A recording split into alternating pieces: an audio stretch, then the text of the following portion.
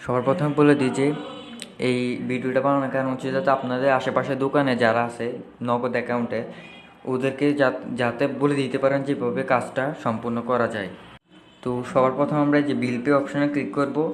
এরপর এরকম একটা পেজ চলে আসবে। এখানে আমরা ফুড পান্ডা লিখবো। ফুড পান্ডা লেখার পর আমরা নিচে যে ফুড পান্ডা রাইডার কালেকশন আছে ওখানে আমরা ক্লিক করব।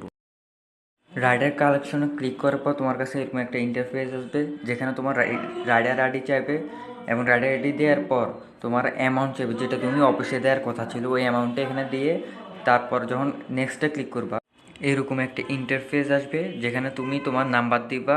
নাম্বার দেওয়ার পর উনি ওনার পিন নাম্বারটা দিয়ে দিবে। এরপর উনি ওনার কাজ করবে, সাবমিটে ক্লিক করে দিয়ে দিবে। এসব কাজ শেষ করার পর ওনার এখানে এরকম একটা সাকসেসফুল মেসেজ দেখাবে। এরপর তোমার কাছে একটা নোটিফিকেশন মেসেজ যাবে যার মধ্যে এরকম কিছু লেখা থাকবে। আর এই মেসেজটা সুমন ভাইকে পার্সোনালিভাবে পাঠাইতে হবে।